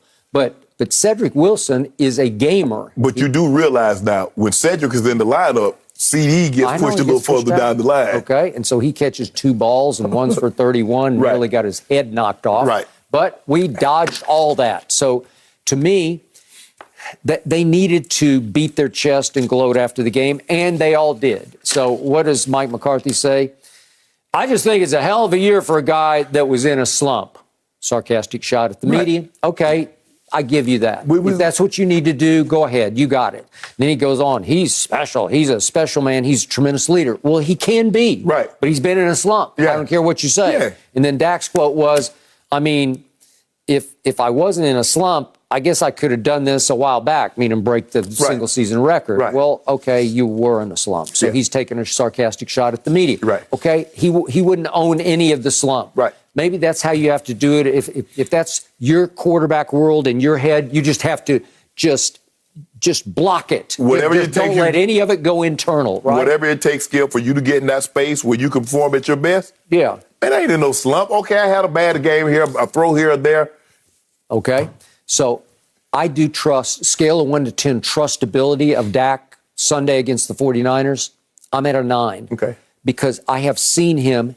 he equaled Aaron Rodgers' performance as a rookie in his first ever playoff start. He at least equaled Aaron. You can go back and forth about who had the better game, but it was it's pretty close because he brought them all the way back from 21-3 down to 31-all by throwing for 305 and 3 touchdowns. So, again, they lost on 2 intergalactic hand-of-God field goals by Mason Crossbar, who's struggling right now for the Green Bay Packers. But you know what? I would trust him in the postseason. I don't. You don't? Okay. No. Then Dak outplayed Russell Wilson in a home playoff game. He outplayed it, had better QBR, and they won the game 24-22. And then he came out here and he outplayed Jared Goff in QBR. He outplayed him. I thought he played well enough to win the game, and they lost 30-22 because the defense could not get the ball back from Jared Goff, who with his legs ran for a big first down on 3rd and forever. So my point is, do I trust Dak against the 49ers? Yes, I do. Did he rebuild his confidence? I believe, weirdly, he did. I was wrong. Jerry was right. You better hope so. Did Jerry just kind of dumb luck into that on Saturday night? Right. Maybe. But it worked for once. But Skip, I always felt that I thought the best course of action for this team was to play these guys until the half. Let them get Skip. I mean, you don't want Arizona situation lingering, and this is what you got right here. You don't want that. So hey, let's go in there and get a good taste. So they feeling good. You heard how Mike McCarthy talking. You heard Dak talking. You heard how they talking after the game. Yep. You heard none of this after Arizona. None. Well, how could you? Exactly. Okay. So you feel good. You feel good about yourself right now. Dak is back. It's short-lived, though. Ooh, okay. It's short-lived, though. It's short-lived. How many more days left do we have in Shannon's eyes? I might feel like bumping it up in another couple. Bump it up. Give me another segment or 2. I might bump it up 1 or 2. Good. I have a feeling by the end of the week we will definitely have changed the things a couple times. No mercy. Antonio Brown's attorney went on Twitter to defend his client, calling the Bucs releasing the former All-Pro a, quote, surprise attack. The lawyer continued to complain about how Tampa handled their request to get a medical evaluation, writing, quote, all Antonio did was ask to be seen at a reasonable hour by a doctor with current medical records. When AB spoke up about his health this week, he was fired. So, Shannon, does this help or hurt AB's NFL future? I don't believe anything. I don't think any of this has a bearing on AB's future. Skip, everybody in the NFL in this circle knows who and what Antonio Brown is at this time. No one purchases a tiger, thinks they're getting a chihuahua. You've purchased an exotic animal. Yeah, but some think it's a pet, and it's not. Exactly. So go ahead. But what will he do? Eventually, even Siegfried and Roy, what happened? All those years, they had him. Montecore. I went to see the show. Tigers and lions come right down. You can reach out and touch them. It is what it is. One bad night, one mistake. AB is what he is. Yep. So to think that you're going to reform him, you're sadly mistaken. As long as it's going well, you give him his targets, he'll be fine. But the moment he feels like you slighted him, someone else gets some attention. Okay, Mike Evans got 12 targets. I ain't get that many. Gronk got 12 targets. I ain't get that many. Cyril Grayson got 5 targets. Man, what he doing yet? He ain't even play. He's been on 8 teams. 8 teams. You'll have a problem. Again, Skip, who knew that AB would miss an appointment or a meeting? Wow. Considering that's his history. What's his history in Pittsburgh? Miss meetings, miss practice. I still haven't figured it out. I talked to a lot of my friends, Skip. A lot of us in the Hall of Fame, some of us not. I'm like, how do you just not go to practice? How do you, as an NFL player, Skip, how do you not go to practice? How do you forget, like, man, I overslept? Yeah. Practice is not until the afternoon. So how the hell you miss an entire practice? Great question. How do you miss meetings? That's what we do, Skip. We got meetings first thing about meeting. You start the day out with a meeting. You have either special teams meeting or your head coach has a big meeting, tell you what the course of action is over the course of the day, and then you split up. Offense, maybe you split up in individual meeting. How? But like this Shannon Sharpe decides, I'll just sleep in today and I won't come in and do the show. I won't come in and do that. Oh, my bad, Skip. I don't know. I don't know what happened. I forgot. Bruh, that's what you do every day. For the last 5.5 years, you've got here, you've done the show at 6:30. How you forget today? I don't know. Good question. So, Skip, someone will talk themselves into saying, you know what? We need a receiver. I believe he's changed. I believe it didn't happen the way the Bucs are saying that it happened. I believe he was injured. And this is what transpired. Someone will talk themselves into it.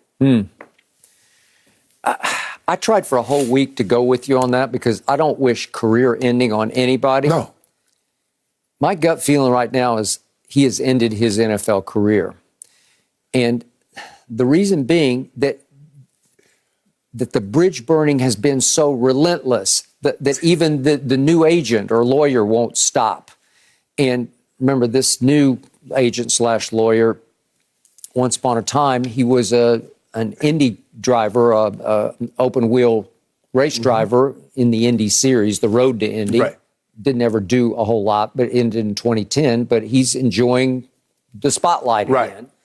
And yet, if we start there, AB's been through one agent after another. Even Drew Rosenhaus washed his hands. Man, Drew Rosenhaus take everybody.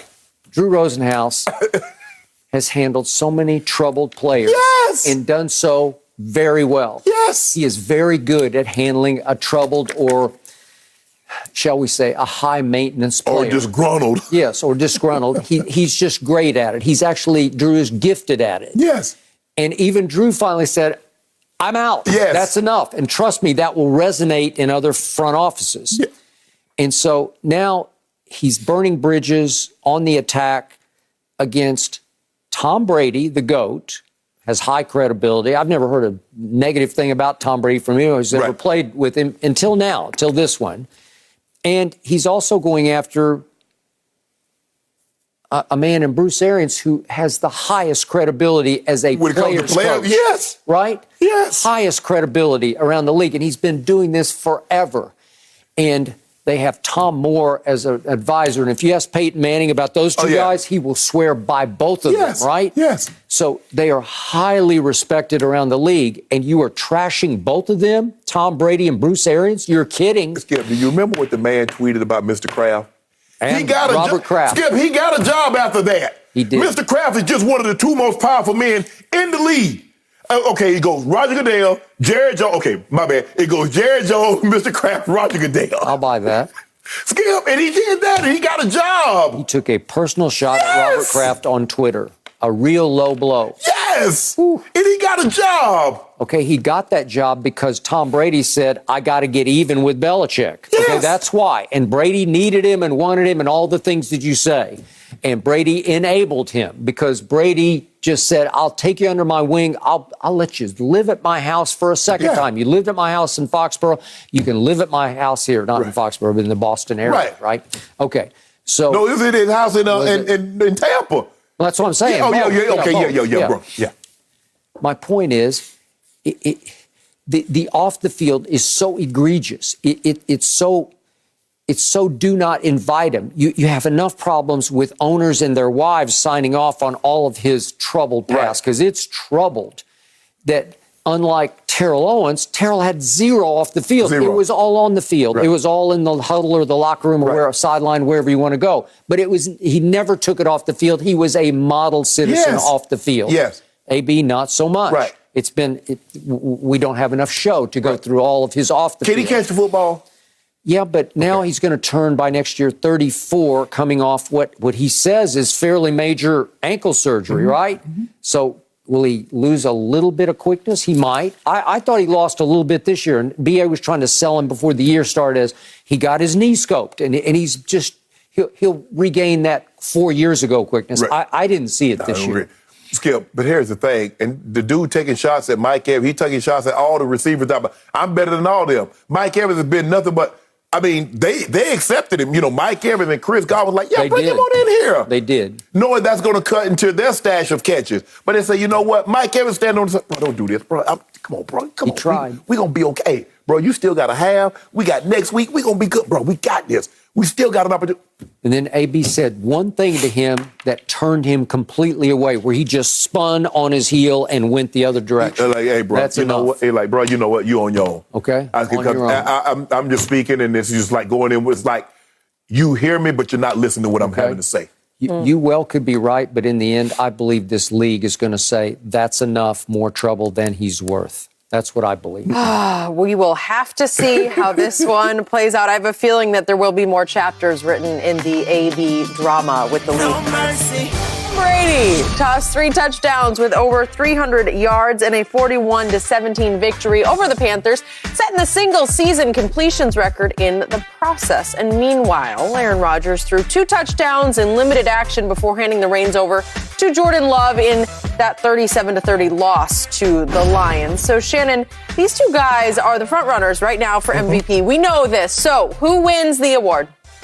Fox Bet says Rodgers increased his chances of winning yesterday, the award. Skip, I mean, when you look at Rodgers' numbers, you look at in 2018, he was 25-2. In 2020, he was 48-5. This year, he's 37-4. In 2014, he was 38-5. In 2011, he's 45-6. But we're talking about this. But that's what I'm saying, Skip. You get so used to him throwing for so many touchdowns and so few interceptions, you don't realize how special it is. You remind you now, Skip, Rodgers averaged 33 attempts per game.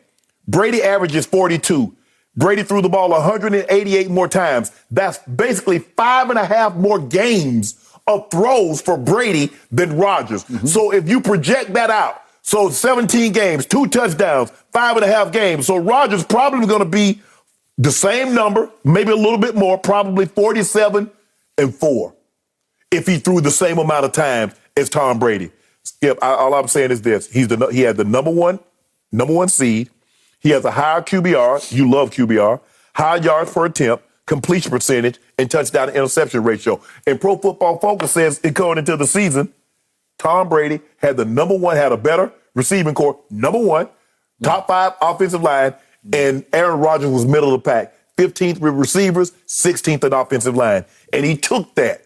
And I remember there was a game in which he didn't have his top 3 receivers, top 2 offensive linemen, Jair Alexander and Zadarius Smith was out. He went on the road to Arizona and beat a team that's in the playoffs. That won double-digit games. He did that. Tom Brady was phenomenal. But the MVP this season is one Aaron Rodgers.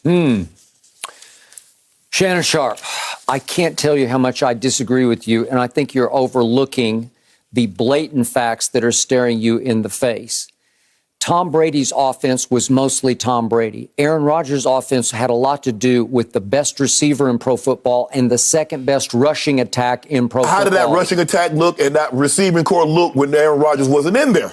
Okay, well, it was just one game, but... But how did it look? All right, well, I didn't get to see Brady because he played every game, and as Pro Football Focus pointed out, the Bucs offense flows through Brady, and his high volume is more a testament to what they put on his plate to carry the team. Skip, that's when you try to give somebody an MVP. Skip, everybody, what did they say? This is going to be Brady's best year. Brady's going to win the MVP. So we got to do things that's not necessarily conducive for us winning. I believe they could have run the football more, but they throw the ball trying to get that. They weren't trying to get Aaron Rodgers the MVP. Hence, he's throwing the ball 33 times a game. Hence, he has a running game that Dillon and Jones allowed them to eat.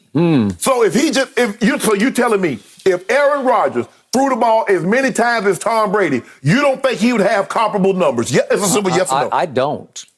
I saw a lot of dinking and dunking this year from Aaron Rodgers. Skip, that's all you got, Skip. So let me ask you a question. If Aaron Rodgers averages more yards per attempt than Tom Brady, how is Tom not dinking and dunking? Okay, Tom threw for 313 a game. Aaron threw for 257 a game. That ranks 11th. You're trying to make a case for the MVP? Averaging only 257 yards a game. That's pretty pedestrian. So let me ask you a question.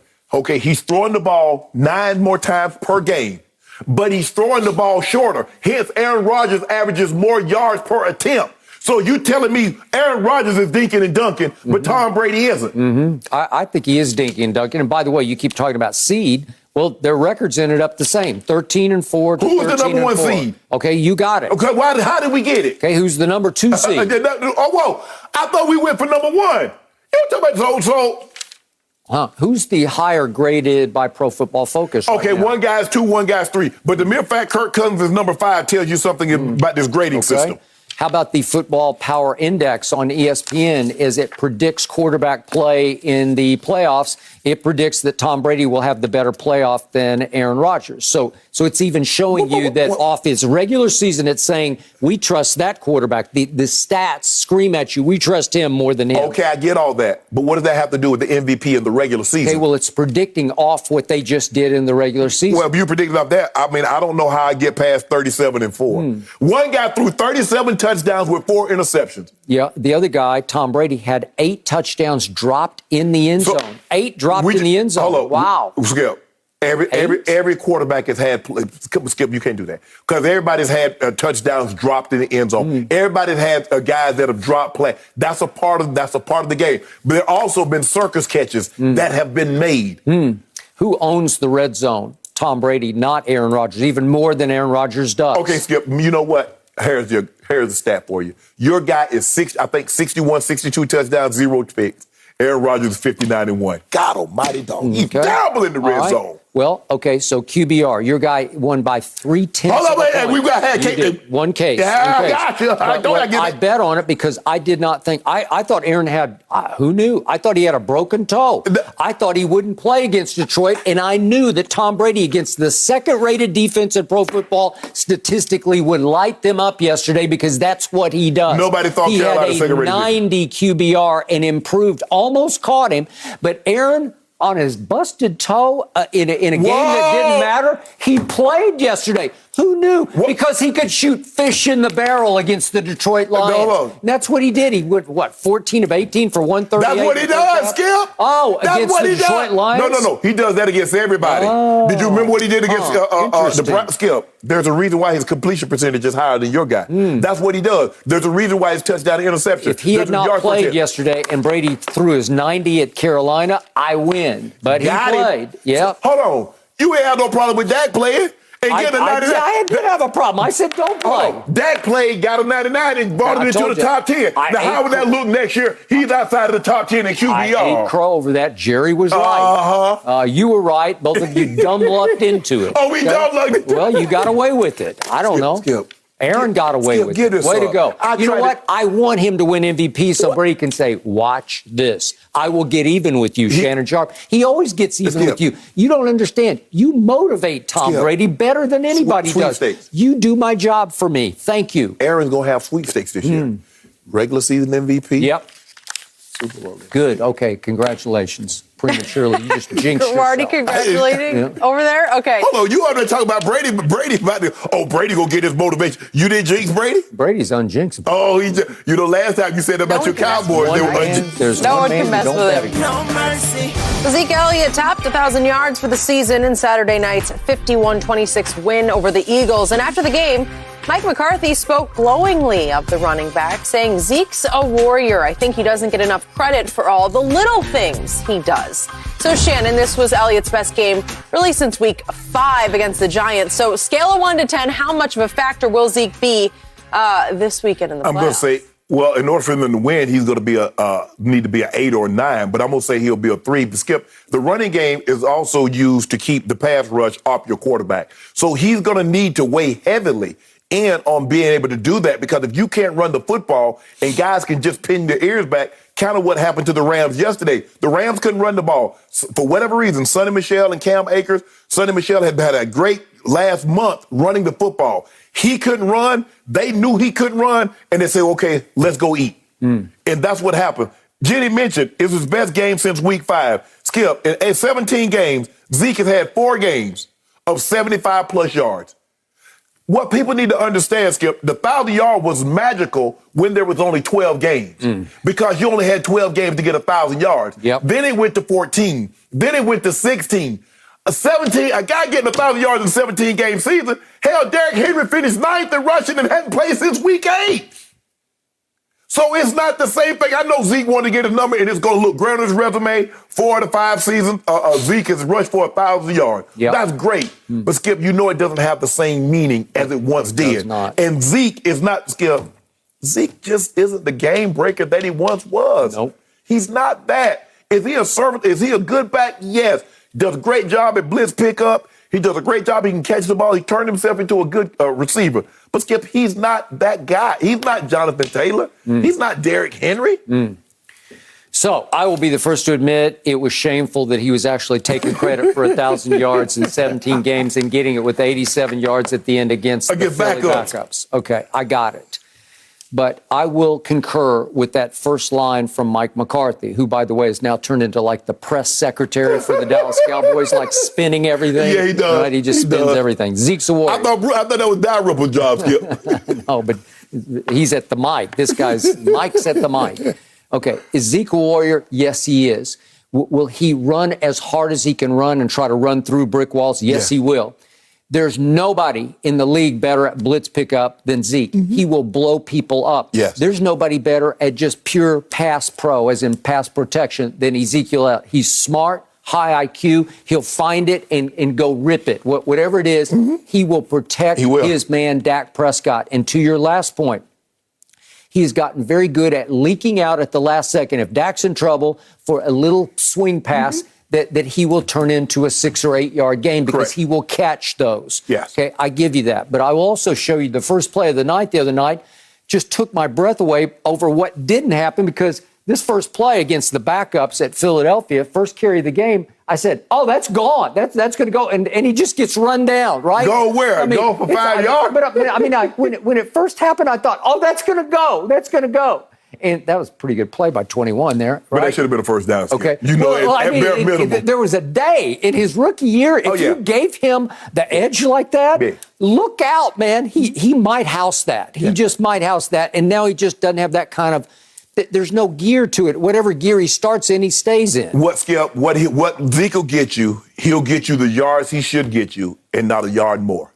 Where, as you mentioned, that his first couple of years, that's a first down, 15-yard gain. Now it's a 5-yard gain. Okay, I got it. And it got to the point the other night where I'm watching Corey Clement just running the football. Yeah. He looks a little better than Zeke, just on pure running the football, because he runs with some authority. And Tony Pollard, if he gets... Tony Pollard's definitely getting the first down. He getting the edge on that one. Listen, that might be gone for Tony Pollard. He stayed back in Dallas to try to heal his torn plantar fascia, but in that one game that he came back in, he looked decent to me. He looked like he could still run. Yes. Okay? So will he be featured in this run game? You better believe it. But here's the point about Ezekiel Elliott. In the end, he's a Dallas Cowboy. He's one of their guys. He is a driving force of this team, not as a pure leader, but just in presence, because they know he's going to die for the cause, because that's what he's been doing for 6 years. Yeah.